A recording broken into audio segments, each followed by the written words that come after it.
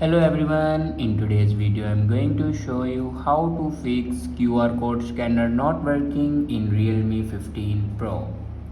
So let's start the video. First of all, open settings. In settings, scroll down and here you can see the option apps. Now click on apps and then click on app management. Now scroll down and click on camera,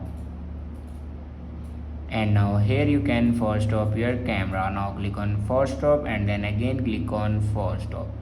After force stop your camera, then click on storage usage, and here you can clear the cache memory of your camera.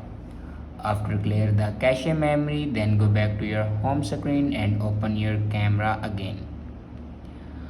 Now on top you can see the scanner icon. Now click on the scanner icon. After enable your scanner icon, then go back to your home screen and open settings. In settings, scroll down and here you can see the option system and update. Now click on it and then click on software update. Now here you can check your latest variant will be updated or not. If it doesn't update to latest variant, then update it to latest variant. After update a latest variant, your problem will be fixed. I hope this video is helpful for you. Thanks for watching.